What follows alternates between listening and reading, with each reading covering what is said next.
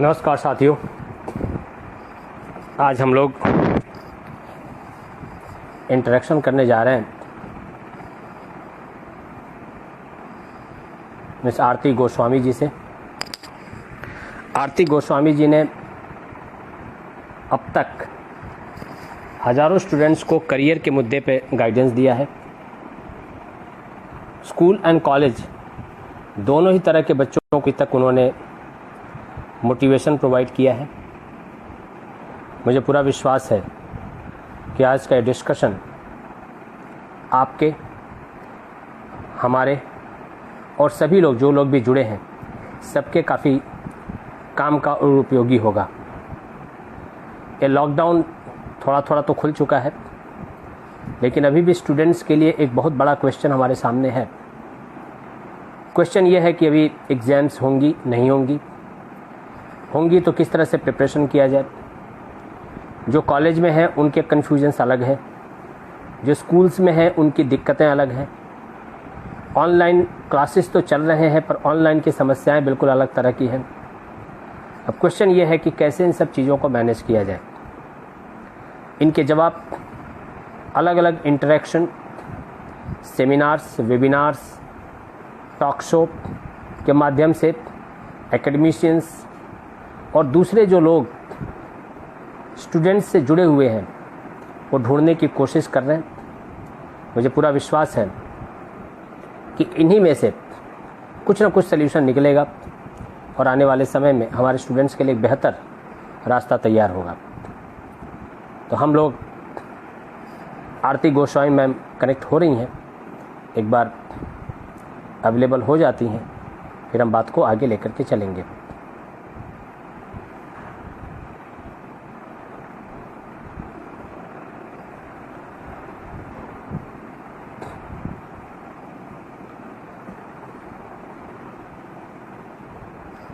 Career, education और पढ़ाई, इन तीनों को लेकर के पिछले 50-60 दिनों में मैंने काफ़ी सारी एक्टिविटीज़ की हैं और मुझे पूरा विश्वास है कि आप लोगों ने इस एक्टिविटी में खूब सारा एंजॉय किया है।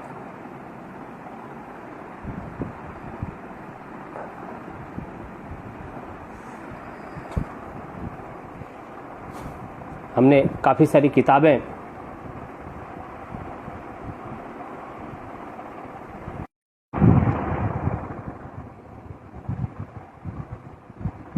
also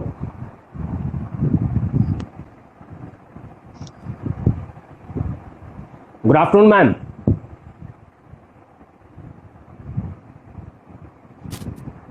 वॉइस ऑडिबल नहीं है।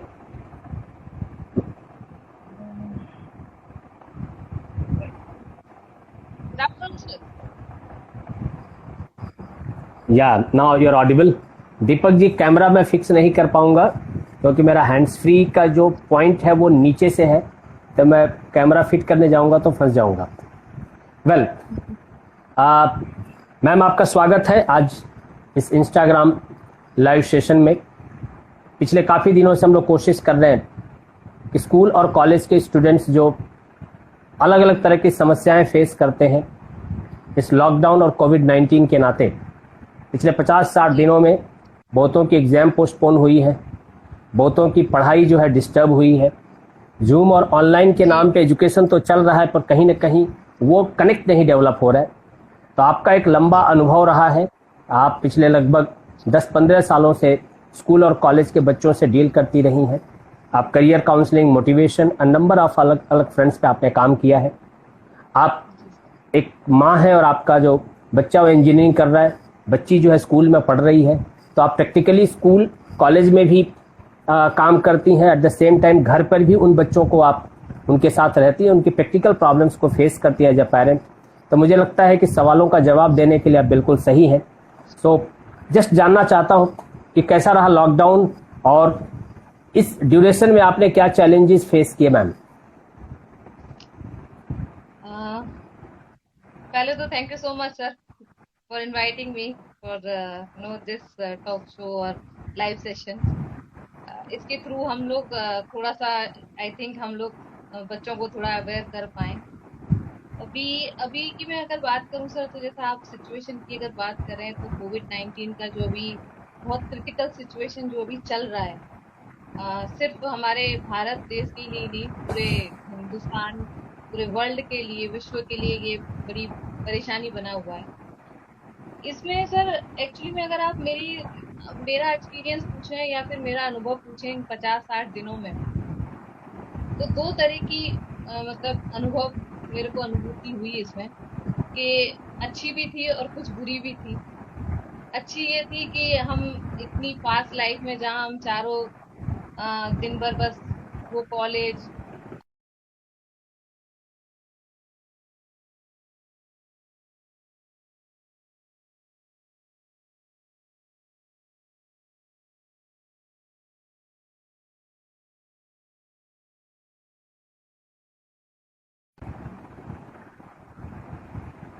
किया टाइम, एक दूसरे से एक्सपीरियंस शेयर किए।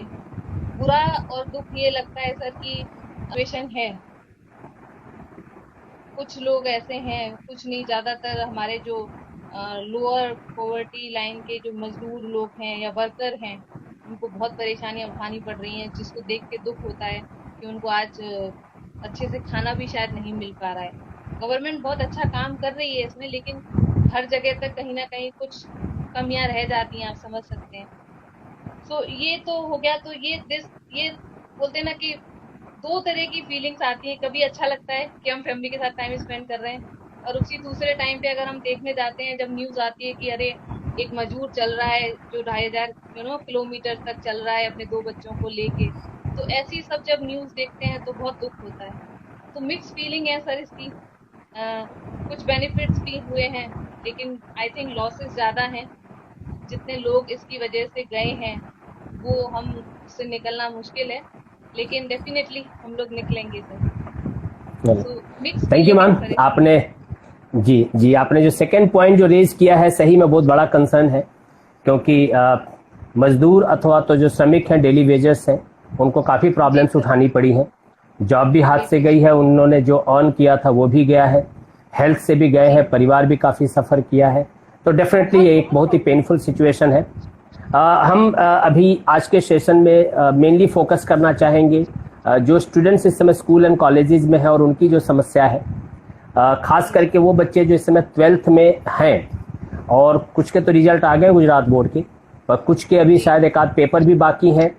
सारी अभी जो एंट्रेंस टेस्ट है वो होनी बाकी है। तो ऐसे में उन बच्चों के लिए आप क्या मैसेज देना चाहेंगे, क्योंकि आप जो IIT JEE एंड नीट के जो बच्चे हैं उनको आप लोग ट्रेनिंग भी इम्पार्ट करते हैं, आपका इंस्टीट्यूट भी उनको ट्रेनिंग इम्पार्ट करता है, आपने जी गेट वालों को भी काफ़ी प्रिपरेशन कराया है, तो आप जानते हैं कि क्या समस्याएं रहती हैं, कंपटीशन जो बच्चे तैयारी करते हैं। तो जिन बच्चों को मई में एग्जाम देनी थी, अभी मई में एग्जैक्ट पता नहीं कब एग्जाम देनी है, तो उनके लिए आप क्या मैसेज देना चाहेंगे? हम्म, भी इसमें ऐसा है सर कि कोविड-19 की वजह से जो सिचुएशन है, बहुत क्रिटिकल है सभी के लिए। लेकिन इसमें सबसे ज्यादा अगर किसी को परेशानी या जो डिस्टर्ब हुए हैं, तो वो एजुकेशन बच्चे हैं। और उसमें भी सबसे ज्यादा जो बच्चे परेशान हुए हैं, वो हुए हैं 10th स्टैंडर्ड और 12th स्टैंडर्ड। 10th स्टैंडर्ड के बच्चे इसलिए क्योंकि वो ना तो बड़ों में आते हैं और ना छोटों में आते हैं। एक तो उनका अभी स्ट्रीम चेंज करने का कि भाई अब क्या स्ट्रीम लेंगे, पेरेंट्स बोल रहे हैं साइंस जाएगा, रिलेटिव कुछ बोलते हैं, फ्रेंड्स कुछ बोलते हैं, और अब सिचुएशन ऐसी है कि उनको ये नहीं पता उनका रिजल्ट कब आएगा, कब क्या करेंगे। सेम वे में अगर हम 12th की बात करें, तो 12th के बच्चे तो बहुत ज्यादा, कि CBSE के तो कुछ बच्चों के एग्जाम्स भी जैसे कंप्लीट नहीं हो पाए और लॉकडाउन हो गया। तो और दूसरा सबसे बड़ा प्रॉब्लम JEE, नीट, गुडसेट, किसी की डेट अभी तो अच्छा है, चलो थोड़ा फाइनल डेट आ गई है तो थोड़ी सी राहत हुई है बच्चों को।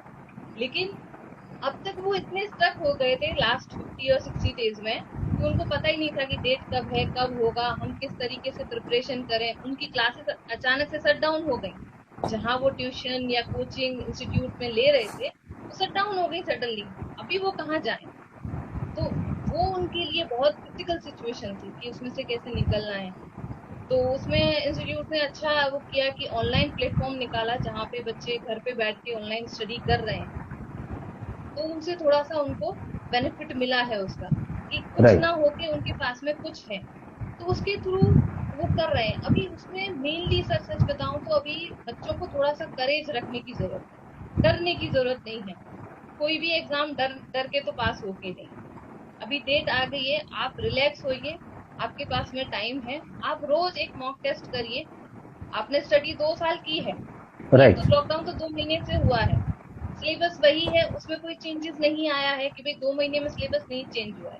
आपने 2 महीने वही पढ़ाई की, आप एग्जाम दे चुके हैं, और जेडब्ल्यू नीट में भी वही सब कुछ आने वाला है, कुछ अलग से नहीं आएगा। सो उनको जस्ट अपना मतलब ब्रेव बनना पड़ेगा, उनको डरने की जरूरत नहीं है कि हम क्या करेंगे, कैसे होगा, सब अच्छा ही होगा। उनको कॉन्फिडेंस लेवल अपना अच्छा रखना है। अब तक उन्होंने जो पढ़ाई की है उसको ब्रशअप करना है, और रोज मॉक टेस्ट दें। जब तक जेडब्ल्यू और नीट या बुकसेट का उनका एग्जाम नहीं आ रहा है, एक मॉक टेस्ट जरूर दें। मॉक टेस्ट देने के बाद में वो ये देखें कि क्या कहाँ गलतियां हुई हैं, उसको सॉर्ट आउट करने की कोशिश करें। कुछ Exactly. नया ना ट्राई करें, कि नया कोई बुक लेके ना बैठ जाए कि चलो अरे कोई नई रेफरेंस बुक उठा ली और पढ़ने बैठ गए, तो दैट वुड बी उनके लिए वो प्रॉब्लम होगा, क्योंकि उसमें कुछ नया आएगा, वो स्टक होगा। इससे बेटर है जो उनके पास है उसी को ब्रशअप करें, मॉक टेस्ट दें। जितना ज्यादा प्रैक्टिस करेंगे, जितने जैसे अलग अलग इंस्टीट्यूट के टेस्ट सीरीज वगैरह भी चल रहे हैं, तो टेस्ट Right. सीरीज वगैरह अटेंड कर सकते हैं, जिसके थ्रू उनको ऑल इंडिया रैंकिंग भी मिलेगा। तो वो Right. सारी चीजें वो कर सकते हैं। फ्री मॉक टेस्ट तो मैं भी दे रहा हूँ, जो NEET, IT, JEE sir, अथवा तो बिल्कुल जो एसएटी की बिल्कुल। प्रिपरेशन कर रहा था, क्लैट की दे रहे हैं, उनको मैं भी फ्री टेस्ट दे रहा हूँ। जी सर। बहुत अच्छी चीज बोली आपने मैम कि जो भी स्टूडेंट्स इस साल 12th बोर्ड में थे ही बोलेंगे, जी सर। क्योंकि एग्जाम तो खत्म हो चुकी है, एक आध पेपर को पेपर नहीं बोलते हैं। सो जी जी जी आपको जो नीट, जेई और सीएटी अथवा सॉरी एसएटी अथवा तो क्लैट जो देनी है, तो एग्जाम की डेट धीरे धीरे आ चुकी है अथवा आने ही वाली है। तो नई चीज न जी पढ़ने के बजाय जो पढ़ चुके हैं उसी को अच्छे से ब्रशअप करें, और यस उसके साथ साथ में दूसरी जो चीज करें वो है कि क्वेश्चन पेपर्स एंड बाकी सबको मॉक टेस्ट लिखने की जितना हो सके उतना प्रैक्टिस करें, ताकि उनका टेम्परामेंट मेंटेन रहे। फाइन। अभी मैम एक चीज और जाननी थी, यहाँ पे प्लेसमेंट वाले लोग आ गए हैं, हार्दिक ढोलकिया। प्लेसमेंट का क्वेश्चन का आंसर मैं पर्सनली आपको दूंगा, इसके लिए मैम जो है प्लेसमेंट की व्यक्ति नहीं है, तो वो उसका आपका जवाब नहीं देंगी। क्वेश्चन है, हार्दिक ने पूछा, सर हम फ्रॉम बीवीएम कॉलेज, सर अभी हमारा लास्ट सेमेस्टर पूरा होगा, बाद में अभी कंपनी में जॉब करने के लिए भी प्रॉब्लम है, क्योंकि कंपनी का फ्लो अभी पूरा डिस्टर्ब हुआ है। बेटा आप मुझसे बाद में पर्सनली कनेक्ट कीजिए, हम लोग इस पर डिस्कशन करेंगे। बीवीएम वालों के लिए मैं हमेशा अवेलेबल हूँ, सुबह शाम दिन रात जब भी बोलो, will talk and will definitely try to find out answer of this question. अब मैम तीसरी चीज, मुझे एक चीज और जाननी थी कि अभी जो बच्चे हैं जो 12th में पढ़ाई कर रहे हैं, जनरली क्या होता है, जब भी मोटिवेट करते हैं फैकल्टीज, टीचर्स, स्टूडेंट्स, तो हमेशा एक कि तुम्हारे पास अभी 1 हफ्ता बचा हुआ है, 2 हफ्ता बचा है, तुम रोज के 10 घंटे काम करोगे, तुम्हारे पास 70 आवर्स बचा है, तुम प्रिपरेशन करो। अभी यहाँ पे वो सारा मोटिवेशन गायब है। दूसरा, कहीं ना कहीं टीचर से जो डायरेक्टली जो काउंसलिंग लेते थे वो चीज अभी गायब है, तो वो चाह करके भी उतना फ्रिक्वेंटली टीचर से नहीं मिल सकते। तीसरी जो इनकी भी समस्या है कि ब्रांचेस सिलेक्शन, उसके लिए क्या है कि नंबर ऑफ यूनिवर्सिटी कॉलेज में जाकर के घूम लेते थे, मिल लेते थे और बहुत सारे लोगों से इंटरेक्शन करते थे, फिर डिसाइड करते थे। ये सारी फैसिलिटी कहीं ना कहीं बच्चों के पास से भी विड्रॉ हो चुकी है। तो ऐसे में अब किस तरह से स्टूडेंट्स अपने आप को इन तीनों चीजों को लेवरेज करें, और किस तरह से अब अपने आप को इन तीनों चीजों को के क्वेश्चंस का सोल्यूशन ढूंढें। जी सर, इसमें ऐसा है सर कि जैसा आपने बताया कि 12th में अभी जो बच्चों को लास्ट मोमेंट पे जो इंस्टीट्यूट वगैरह जो उनको हेल्प करते थे, राइट, अभी वो उनके लिए अवेलेबल नहीं। मैंने जैसा बताया कि उनको इसमें हमें डरने की जरूरत नहीं है कि अब हम क्या करें, या फिर आई कैन से कि आप बोल रहे कि भाई अब उनको कोई पुश करने वाला नहीं है कि भाई नहीं Right. करना है। उसमें उनको डरने की जरूरत नहीं है, जो है वही उनको करना है। ऑनलाइन क्लासेस उनके पास अवेलेबल हैं, टेस्ट अटेम्प्ट करते रहें, और आपके जो फैकल्टी या मेंटर्स हैं, जैसे इंस्टीट्यूट में हर एक स्टूडेंट्स के हम मेंटर्स होते हैं, हमारे Right. यहाँ पे भी जैसे जो बच्चे आते हैं तो उनके मेंटर्स होते हैं, तो उनके साथ में कनेक्टिविटी बना के रखें। और फिलहाल तो जैसे लॉकडाउन अभी आप लोग जा सकते हैं, मिल सकते हैं, लेकिन उसमें आपको ऐसा नहीं कि आप झुंड बना के या 10 स्टूडेंट मिलके आप ग्रुप डिस्कशन कर रहे हैं, ऐसा कुछ करने की जरूरत नहीं है। आप अपने मेंटर से अपॉइंटमेंट लीजिए कि सर मुझे इसमें प्रॉब्लम आ रहा है या डाउट आ रहा है, so I want to meet you, तो आप टाइम लेके अपने मेंटर से मिलने भी जा सकते हैं। और इनफैक्ट अभी तो वीडियो कॉल वगैरह सारी चीजें अवेलेबल हैं, उसके थ्रू राइट, भी वो कर सकते हैं। तो आई थिंक ज्यादा रिस्क लेने की भी जरूरत नहीं है, वो वीडियो कॉल के थ्रू भी फेस टू फेस अपने मेंटर से बात कर सकते हैं अगर उनको कहीं पे प्रॉब्लम आ रहा है तो। और जैसा कि राइट, मैंने पहले भी आपको बताया, कुछ भी नया करने की जरूरत नहीं है और डरने की जरूरत नहीं है। राइट। कॉन्फिडेंस रखेंगे तो सब अच्छा ही होगा सर। तो करने की जरूरत है, दूसरी बात, डरने की जरूरत नहीं है। बिल्कुल सर, बिल्कुल। जी, और दूसरी बात रही, आपने बोला कि स्ट्रीम सिलेक्शन, तो जी, डेफिनेटली मैं खुद भी यही चीज आपको बताने वाली थी या बोलने वाली थी, और आपका क्वेश्चन शुरू हो गया। सो वेरी नाइस कि हम दोनों का सेम जी, चल रहा है। सो स्ट्रीम सिलेक्शन, सच में बताऊं सर तो बहुत बहुत ही डिफिकल्ट सिचुएशन होता है हर टाइम बच्चों के लिए। जी, ये तो अभी कोविड-19 की वजह से भी इतना खराब सिचुएशन है। ऐसे भी बच्चे, यूजुअली मैं लास्ट इतने ईयर से देख रही हूँ कि जब भी स्ट्रीम सिलेक्शन के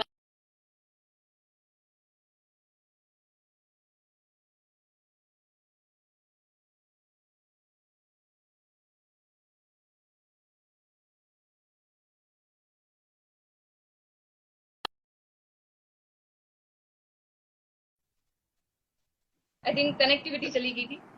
सो जी, स्ट्रीम में हमेशा ऐसा ही होता है कि बच्चे कंफ्यूज होते हैं, लेकिन स्ट्रीम सिलेक्शन में मैं एक ही चीज बोलना चाहूंगी कि ऐसा नहीं कि वो आज 2 दिन में स्ट्रीम सिलेक्शन होता है सर। ये बच्चे के एप्टीट्यूड पे डिपेंड करता है, और वो एप्टीट्यूड तो आपको भी पता है कि वो चाइल्डहुड से ही डेवलप होता है। राइट, और आई थिंक जो बच्चे ऑलरेडी डिसाइड कर ही चुके होते हैं कि मेरे को मैकेनिकल में जाना है या केमिकल में जाना है या कंप्यूटर साइंस में जाना है, इंस्ट्रूमेंटेशन में जाना है, बहुत सारे स्ट्रीम्स हैं, और उनका इंटरेस्ट जो है वो 2 दिन में डिसाइड नहीं होगा कि भाई अभी मैंने आज जेडब्ल्यू दिया और आज मैंने डिसाइड कर लिया कि मेरे को ये स्ट्रीम लेनी है। नहीं, राइट, स्ट्रीम पहले से डिसाइडेड होनी चाहिए थी अब तक, आई थिंक सो। कुछ होंगे, कुछ परसेंटेज बच्चे होंगे जो अभी भी राइट, कंफ्यूजन में होंगे, लेकिन आई थिंक 85% जो बच्चे होते हैं, वो पहले से डिसाइडेड होता है कि हम ये स्ट्रीम में जाएं। हाँ, राइट, स्ट्रीम के साथ में प्रॉब्लम आता है कॉलेज का सिलेक्शन, जी, कि ये स्ट्रीम तो लेनी है लेकिन कॉलेज कौन सा सिलेक्ट करें। जी, अब एडवांस तक गए हैं तो चलिए आईआईटीज का ऑप्शन है, लेकिन जो बच्चे सिर्फ मेंस तक गए हैं उनके पास में आईआईटी सिलेक्शंस नहीं है, तो बड़ौदा में जाएं, बड़ौदा के लोकल कॉलेजेस में जाएं, गांधीनगर जाएं, विद्यानगर जाएं, या गुजरात के और किसी कॉलेज में जाएं, तो वो एक कॉलेज सिलेक्शन का रहता है। तो ये मैं मानती हूँ, और ये पर्सनल एक्चुअली में सभी का पर्सन टू पर्सन डिपेंड करता है कि उनको कैसे डिसाइड करना है। लेकिन मेरा मानना ऐसा है कि बच्चे को कभी भी स्ट्रीम के साथ में कॉम्प्रो नहीं करना चाहिए। उनका जो राइट, फेवरेट या इंटरेस्ट है, जिसमें उन्होंने गोल अपना फिक्स कर रखा है, उनका विजन क्लियर है कि मेरे को कंप्यूटर साइंस में जाना है, मुझे कंप्यूटर इंजीनियर ही बनना है, या मेरे को मैकेनिकल इंजीनियर ही बनना है, तो उसके साथ में उनको कॉम्प्रो ना करके, अगर कॉलेज का थोड़ा बहुत अगर इधर उधर होता है तो ही और she can manage, but stream के साथ में कभी नहीं करना चाहिए। क्योंकि कभी कभी क्या होता है, जैसे लास्ट टाइम भी ऐसे बच्चे थे जिनका स्कोर थोड़ा सा कम होने की वजह से उनको कंप्यूटर साइंस एमएसयू में नहीं मिल रहा था। राइट, ठीक है, जैसे मेरे बेटे का भी अगर मैं एग्जांपल लूं तो उसको सारे कॉलेजेस मिल रहे थे, बस एमएस नहीं मिल रहा था। दूसरे एसीपीसी के थ्रू, जेडब्ल्यू के थ्रू तो मिल रहा था, लेकिन एसीपीसी जो उसने दिया तो उसके थ्रू अब वहां पे इलेक्ट्रिकल मिल रहा था, लेकिन उसको कंप्यूटर साइंस में ही जाना था। तो राइट, उसने बोला कि नहीं, मैं वो चांगा वाले रेडी उसको देने के लिए, गांधीनगर आईआईटी सब रेडी की मैकेनिकल ले लो, इलेक्ट्रिकल ले लो, पर उसने बोला नहीं, मेरे को कंप्यूटर साइंस में ही जाना है। तो राइट। स्ट्रीम के साथ में नहीं करना चाहिए, और पढ़ने वाले बच्चों के लिए आई डोंट थिंक कि तो मेरे कॉलेज पास इफेक्ट करता है। इसीलिए इसीलिए जो ब्रांच सिलेक्शन या स्ट्रीम सिलेक्शन अगर किसी को करने में दिक्कत है, तो मेरे पास इसके जी, साइकोमेट्रिक टेस्ट है कि इंजीनियरिंग में बिल्कुल। ब्रांच सिलेक्शन कौन सा उनको पर्सनालिटी को सूट करता है, तो one can go for that. इसी तरह से बिल्कुल अगर वो सर। कॉमर्स के हैं अथवा तो साइंसेस में है, ह्यूमैनिटीज में है और उनको ब्रांच सिलेक्शन में कंफ्यूजन है, तो उसके भी साइकोमेट्रिक टेस्ट है जिसकी जी सर। मदद से वो लोग ब्रांच सिलेक्शन इजीली कर सकते हैं। क्योंकि कोई भी सिलेक्शन करने से पहले आपकी चॉइस, मार्केट नीड और तीसरा एक बैकअप सपोर्ट भी तो चाहिए कि एक साइंटिफिक टेस्ट के माध्यम से हम पता कर सकें कि कौन से फील्ड में हम बेहतर कर सकते हैं। बिल्कुल। जी और सर उसका ग्रोथ कितना है इन फ्यूचर, उसका जी। ग्रोथ भी कितना है, ये भी बहुत राइट। जरूरी है। और उसके लिए प्रॉपर काउंसलिंग लेना बहुत जरूरी है। सर आपने जो बताया वो बहुत परफेक्ट है कि अगर आप टेस्ट और काउंसलिंग के थ्रू अगर आप अपना स्ट्रीम चूज करते जी हैं तो दैट विल बी डेफिनेटली वो आपको वर्कआउट करेगा और बहुत जी। अच्छा रिजल्ट भी देगा।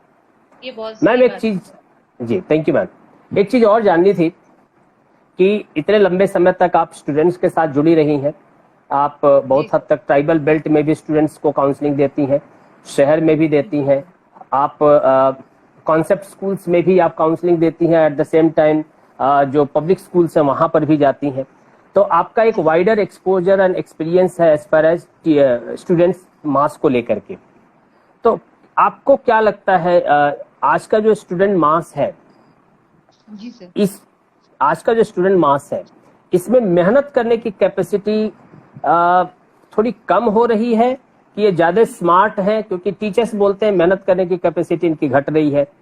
कुछ लोग बोलते हैं कि ये जनरेशन ज्यादा स्मार्ट है। कुछ लोगों को ऐसा लगता है कि नहीं, आगे चल करके ये बहुत ज्यादा समस्याओं को फेस करेंगे। आपका क्या अनुभव है? क्योंकि एज ए पेरेंट्स भी आप देखते हैं, आप एज ए मेंटर देखते हैं, आप अलग अलग नजर से इन बच्चों को देखते हैं।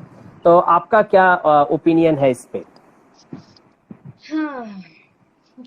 ये बड़ा अच्छा सवाल किया सर आपने। एक्चुअली में मैं बहुत मतलब आपने सही बताया कि मैं जैसे गांव में जाती हूँ, बच्चों से इंटरेक्शन करती हूँ, पेरेंट्स से मिलती हूँ। यहाँ के भी पेरेंट्स ऐसे काउंसलिंग के लिए आते हैं तो बोलते हैं अरे हमारे टाइम पे तो हम ये करते थे, ये तो कुछ करते ही नहीं है, बच्चे पेरेंट्स शुरू हो जाते हैं। तो मैं उनसे वही सवाल पूछती हूँ। एक्चुअली में ये मेरा पर्सनली मानना है, मुझे ऐसा बिल्कुल भी नहीं लगता कि आजकल के बच्चे मेहनत कम कर रहे हैं। मैं सच बता रही हूँ, मतलब ये मेरा मानना है, हो सकता है maybe I wrong, but मुझे नहीं लगता। क्योंकि हमारे टाइम पे अगर मैं बात करूँ या फिर हमारे पेरेंट्स के टाइम पे इतना वाइडर नहीं था, ना ही इतनी सारी कंपटीशन थी। हम लोग सिंपल पढ़ते थे, ना ट्यूशन क्लासेस थी, ना कोचिंग इंस्टीट्यूट थे, कुछ नहीं। पेरेंट्स ने बोल दिया आप खुद ही पढ़ लेना था। लेकिन आज के बच्चे आप देखिए स्मार्ट हो गए, पढ़ाई के साथ साथ वो काफी सारी चीजों में इन्वॉल्व हैं, सोशल वर्क भी करते हैं। मेरे ख्याल से बहुत सारे बच्चे तो पार्ट टाइम जॉब भी करते हैं, अपने पेरेंट्स को भी हेल्प करते हैं, अपने फादर को बिजनेस में भी हेल्प करते हैं पढ़ाई के साथ साथ। तो मुझे नहीं लगता कि कहीं पे भी बच्चे अपनी मेहनत में कम पड़ रहे हैं। हाँ, जहाँ कहीं जिन पेरेंट्स को ऐसा होता है, वो मुझे ऐसा लगता है कि वो जो कर रहे हैं वो बच्चे, वो शायद उनकी इंटरेस्ट का नहीं कर रहे हैं। सो फिर वो उससे भागने लगते हैं।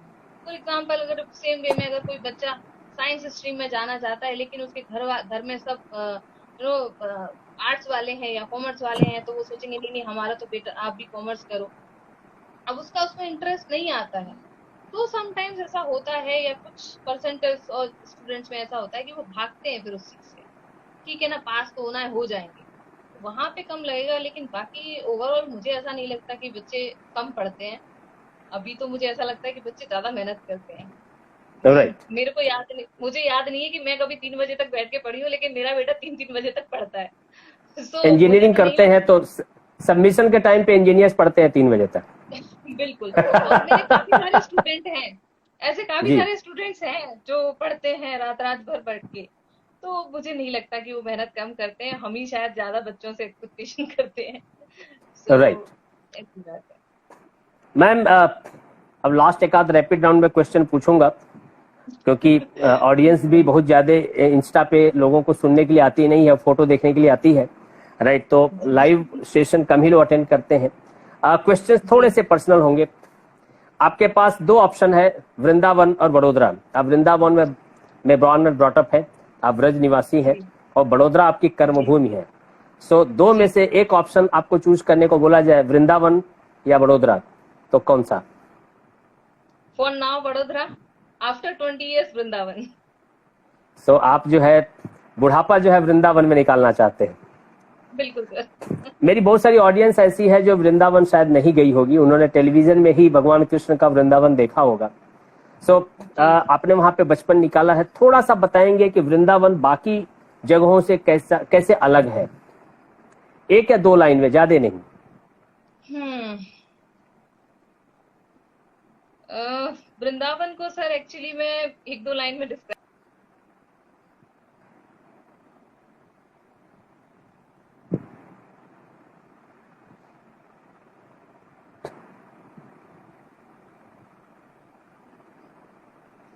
आई थिंक कनेक्टिविटी का क्वेश्चन था। जी जी सो मैं ये बोल रही थी कि वृंदावन को सर एक दो लाइन में डिस्क्राइब करना थोड़ा मुश्किल है। जी। लेकिन मेरे लिए अगर वृंदावन को मैं एक लाइन में डिस्क्राइब करूं तो शांति, पीस। जो भी शांतिप्रिय जगह है। Yes, peace. अगर हम वहाँ जाते हैं तो एक हमें ऐसा लगता है कि हम एक स्पिरिचुअल उसमें आ गए हैं और बहुत शांति मिलती है। जहाँ हम लोग इतने स्ट्रेस में, इतना टेंशन में, की फास्ट लाइफ है, वहाँ जाके मतलब रिलैक्स हो जाते हैं, शांति हो जाती है, बस मन को बहुत शांति मिलती है, अच्छा लगता है। Right. I think peaceful place. अगर मान लीजिए वृंदावन जाना हो किसी को, एज ए टूरिस्ट जाना हो, तो कौन से समय में जाएं तो वहां पे सबसे ज्यादा आनंद कर सकते हैं? सर आप कभी भी जाइए वृंदावन में, आपको आनंद ही आनंद मिलेगा। एनी टाइम, जी। एनी डे, एनी टाइम, आप कभी भी जाइए। अभी कोविड-19 का वो चल रहा है समय, तो मंदिर वगैरह बंद है जी। अभी तो, लेकिन आप अभी भी जाएंगे तो आप जैसे ही वहाँ की सीमा में एंटर होंगे, आपको आनंद मिलना शुरू हो जाएगा। ये मन के आनंद की ओके। बात कर रही हूँ मैं आपसे।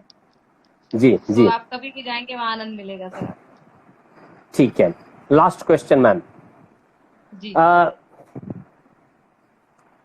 हमारी जो ऑडियंस है, एक बड़ी ऑडियंस है जो आपको देख करके थोड़ा सा उनको, क्योंकि जनरली इस तरह का टीका चंदन के साथ फीमेल को कम देखा जाता है, तो अगर मैं आपसे पूछूं कि कौन सा बुक आप रेकमेंड करना चाहेंगे हमारी ऑडियंस को पढ़ने के लिए, जिसको जो आपको ऐसा लगता है कि बहुत आपके हृदय के नजदीक है वो बुक, और वो बुक पढ़ने से हर एक व्यक्ति को काफी सारा मोटिवेशन मिल सकता है। मेरा पर्सनल बिलीफ ये है कि किताब जीवन का सबसे बड़ा मोटिवेशनल रिसोर्स है। तो आप कौन सी बुक रेकमेंड करना चाहेंगी इस ऑडियंस को जो हमको सुन रही है? सर आपने बहुत अच्छा सवाल किया है ये। और इस पे मैं ये कहना चाहूंगी कि अभी की जो जनरेशन है, हिंदुस्तान में रह रहे हैं हम, सनातन धर्म को हम मानते हैं। वैसे तो हम सारे धर्म मानते हैं, लेकिन हिंदू धर्म को या फिर अपने जो धर्म की जो बुक हैं या ग्रंथ हैं उनको भूलते जा रहे हैं और हम इंग्लिश बुकें बहुत पढ़ते हैं। अच्छी बात है, मैं ऐसा जी नहीं बोलती हूँ कि अच्छी बात नहीं है, आप बुक्स पढ़िए, बहुत अच्छी बात है, उनमें काफी सारी अच्छी चीजें हैं। लेकिन मेरा मानना ये है, अगर अगर आप एक बुक की बोले तो मैं आपको एक रिकमेंड कर देती हूँ बुक। लेकिन हिंदू धर्म की या फिर हमारे जो धर्म में जो बुक्स हैं, जो जो ग्रंथ हैं या पुराण है, बहुत सारे हैं, उसमें आप कोई भी उठाएंगे तो सभी बहुत अच्छे हैं। लेकिन मैं जो रिकमेंड करूंगी वो श्रीमद् भागवत है। और श्रीमद् भागवत में ऐसा है कि आपको सब कुछ मिलेगा। आपको वहां पे मित्रता मिलेगी, आपको आपको वहां पे फीलिंग्स मिलेंगी, आपको वहां पे अस्त्र शस्त्र मिलेंगे, आपको वहां पॉलिटिक्स मिलेगा, आपको वहां ज्ञान मिलेगा, आपको वहां पे धर्म का नॉलेज मिलेगा, आपको व्यवहार की नॉलेज मिलेगी। आपको मतलब वहां पे ऐसा कुछ नहीं है श्रीमद् भागवत में जो आपको नहीं मिलेगा। आपको मोटिवेशन मिलेगा, आपके हर सवाल का जवाब वहां पे आपको मिलेगा।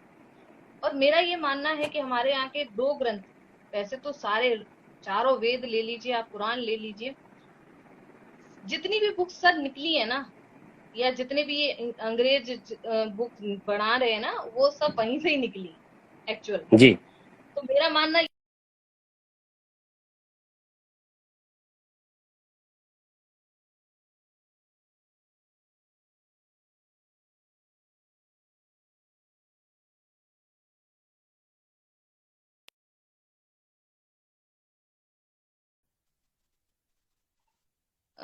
आई थिंक कनेक्टिविटी का थोड़ा सा था। तो श्रीमद् भागवत और श्रीमद् भागवत गीता, जी ये दो बुक्स ऐसी हैं, स्टूडेंट्स को भगवत गीता जो है वो तो उनके लिए मतलब आप समझिए ब्रह्मास्त्र की तरह है। आप पाठ के तरीके से मत लीजिए, आप उसको एज अ बुक पढ़िए। आपको आपके सारे जवाब, आप जब भी जहाँ पे भी अटकते हैं कि यार इस सिचुएशन का कैसे मैं इससे निकलूं, तो आपको उसका आंसर उसमें मिल जाएगा। आप उसको ऐसे ही पढ़िए एज अ बुक के तौर पे, क्योंकि मैं तो करेक्ट। ये मानती हूँ कि हमारे बुक्स और हमारे ग्रंथों में से ही सारी बुक्स निकली हैं। तो उन बुक्सों को पढ़ो, इससे बेटर है कि अगर हम अपने धर्म की जो बुक है, जो पुराण है, जो वेद हैं, अगर हम उनका थोड़ा बहुत भी ज्ञान लेंगे ना, तो हमें कहीं पे भी कोई परेशानी नहीं आएगी। Thank you ma'am, thanks a lot. So सबसे पहले बहुत सारे ऑडियंस ऐसी है जिनको श्रीमद् भागवत और श्रीमद् भगवत गीता का अंतर पता नहीं होगा। दोनों ही अलग किताबें हैं। वैसे श्रीमद् भगवत गीता श्रीमद् भागवत में आ जाती है, लेकिन दोनों ही सेपरेट बुक्स हैं। मैं चाहूंगा कि श्रीमद् भागवत एक बार आप पढ़ें, 2 अलग अलग खंडों में है, और इतना आनंद आएगा आपको, क्योंकि हमारे पास जो ज्ञान है बहुत हद तक लिमिटेड है। पूरा महाभारत, भगवान कृष्ण की पूरी जो लीला है, भगवान राम की जो पूरी लीला है, उसका पर्पस, उसका जो समराइजेशन है और उसका जो हमको मैसेज मिलता है, जो जिस्ट है, वो सारा जिस्ट कंपाइल करके श्रीमद् भागवत हमको देता है। तो मैं चाहूंगा कि आप इसको अवश्य पढ़ें। Ma'am, thank you for giving your valuable time to us all the audience. आपके आंसर्स डेफिनेटली हम लोगों को काफी हेल्पफुल रहे। जी, आपको बहुत बहुत धन्यवाद सर, आपने ये अपॉर्चुनिटी मुझे दी। So thank you so much. नमस्कार ma'am, and thanks to each one of you. नमस्कार, टेक केयर। नमस्कार, थैंक यू सर, बाय।